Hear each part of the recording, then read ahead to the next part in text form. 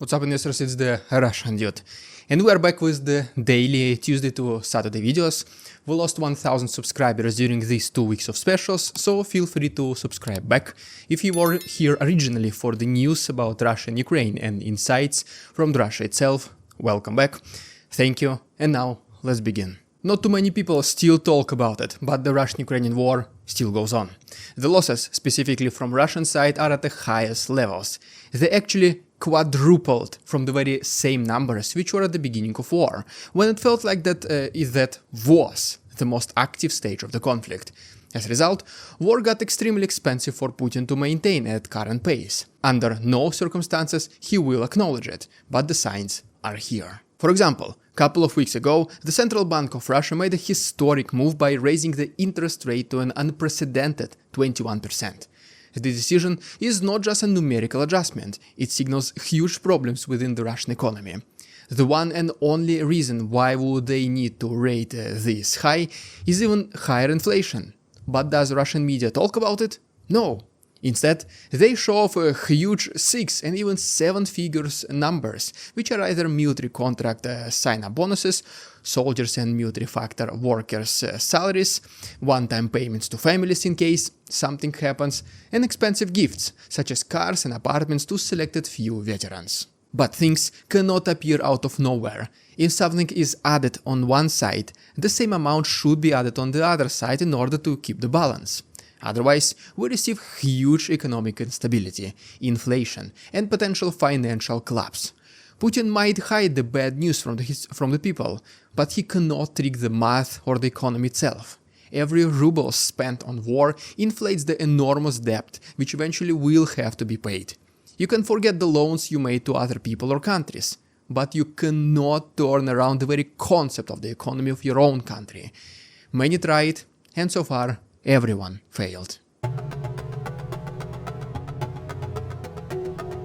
It feels like that the war is at a complete stalemate. The front lines are not moving at all unless you know where to look at, and you still have to zoom in on the map significantly to see the changes.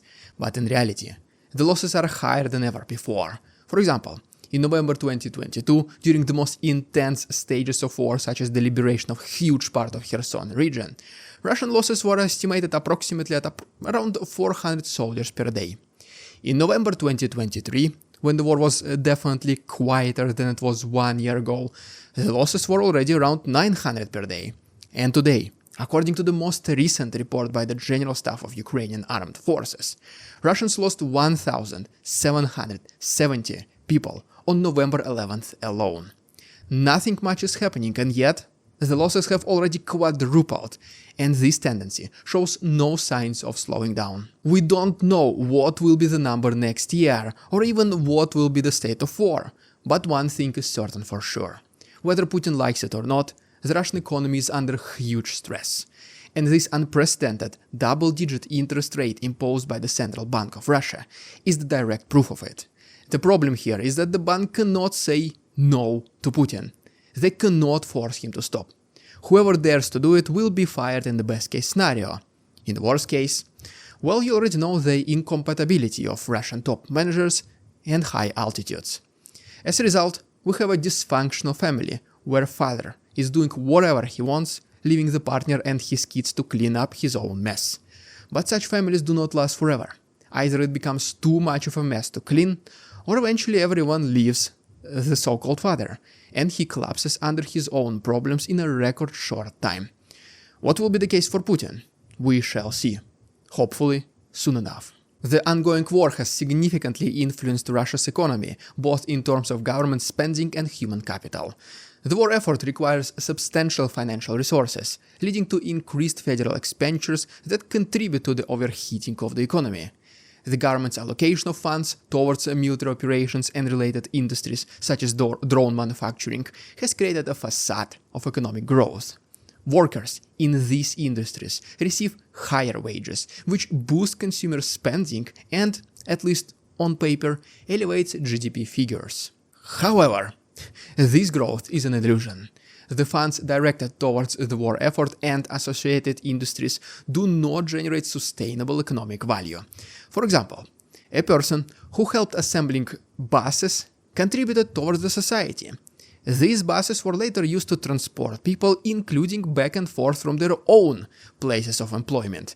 But when such a person got offered a significantly higher salary to assemble military drones that are ultimately destroyed somewhere in the open field, yielding no results, this does not contribute to long-term economic development of the country. Russian budget paid 200,000 rubles to drone assembler, and that's it. This was the final link in the economic chain of productivity. The drone did not contribute towards economic growth of the country. It was just an expensive, loud and dangerous toy that Putin wanted to just simply destroy on the territory of another country. But this much higher than average salary did make a drone assembler find himself in the upper class rather quickly. Suddenly more of his friends wanted to work in military factories as well, making civil, peaceful jobs to be no longer competitive. The only logical solution here was to offer higher salaries as well. And just like this, Putin started the never-ending spin of the inflationary wheel. He is not economist by any means. He most likely does not think about the consequences of such actions beyond 2 years horizon. His main goal is to win the war at all costs. And it is his subordinates' responsibility to mitigate the risks. If they cannot do it, he will find the ones who can. Or at least the ones who can tell him that everything is according to the plan. While in reality it obviously is not. So now we have the Central Bank of Russia, which is trying to clean up Putin's economic mess. And one of its first logical decisions was to raise the interest rate to 21%, which is a drastic measure aimed at regulating the value of money within the economy. For comparison reasons, right now, the US interest rate is at between 4.5 and 4.75%, and it is still considered unprecedentedly high and constantly makes the headlines. Now compare it to 21%, and potentially 23% that is being discussed for December. Traditionally, adjusting the interest rate is a powerful tool used to control inflation and stabilize the currency. A higher rate makes borrowing more expensive and saving more attractive, effectively reducing the amount of money circulating in the economy. For example, you can literally open a savings account in one of Russian banks right now, which will be giving you 20+% annual returns. The average return of the US stock market is just mere 8%. And now you have one of the safest things you can do with your money, which is putting it literally into a savings account of your bank, and you get almost triple return.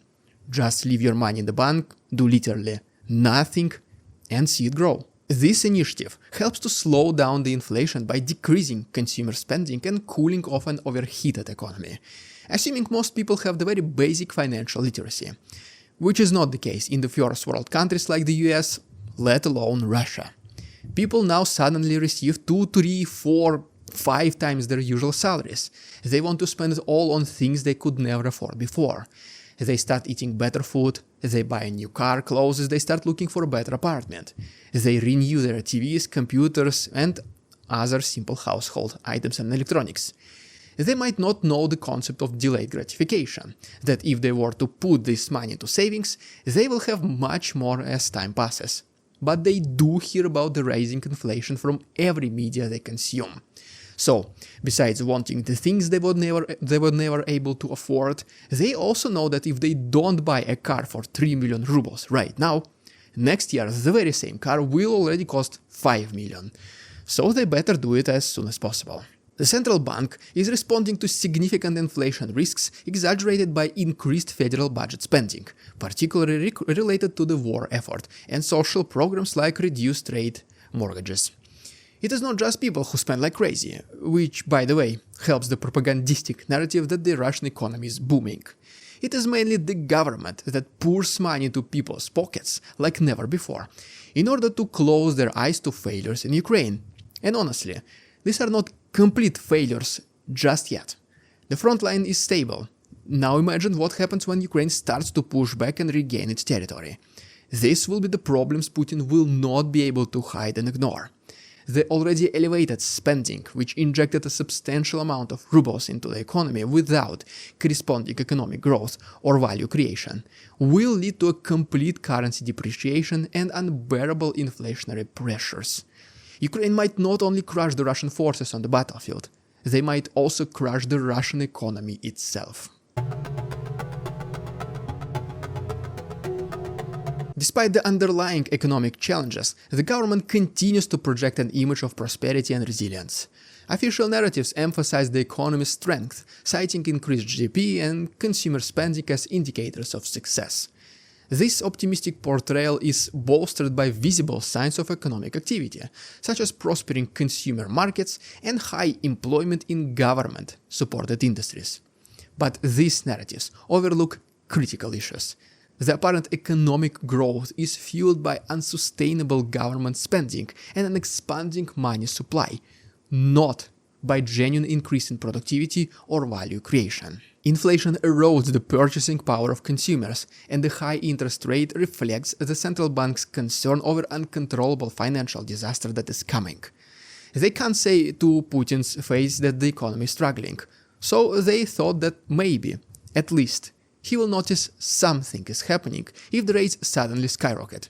Instead of direct confrontation, they try to leave the breadcrumbs for Putin so that he figures out himself that he is heading towards literally nowhere. It is also worth mentioning that the benefits of government spending are unevenly distributed.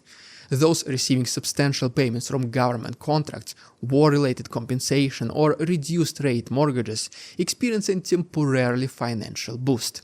Yet, this influx of money contributes to rising prices, making goods and services less affordable for the rest of the population. The surge in spending by selected few drives demand and prices upward, exaggerating the inflation and creating economic disparities. It even siphons workers from healthy industries to solely military-related ones. Think once again about our bus manufacturer who now became a drone assembler. The central bank faces significant constraints in addressing these economic challenges.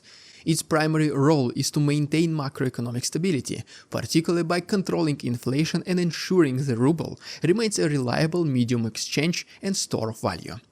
However, it has limited influence over fiscal policy decisions, such as government spending levels and budget allocations towards the war effort and social programs. If the government continues its current spending trajectory, the central bank's monetary tools may prove insufficient.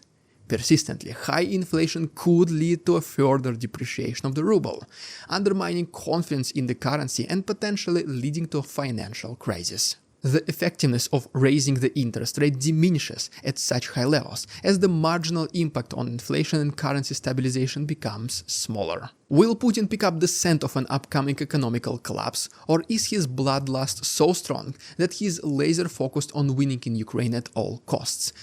The time will tell. But the costs are surely getting exponentially higher with every day passing. Putin thinks that tanks, armors and bullets appear out of thin air, and the production can be increased just by itself, just because he ordered so. What will happen when Putin realizes that the math and the economy is not afraid of him and will not play his games? Well, there you have it, guys. Thank you so much for watching. Please like this video, subscribe to my channel if you want to see more videos like this. If you wish to support my work, there are links down below. Thanks so much for watching. See you tomorrow. We won't succumb to their tricks, the facade they try to sell. Their twisted words and feeble claims on us all they cannot quell. We see through their lies, their feeble attempts to sway. We do not believe in ridiculous Russian propaganda.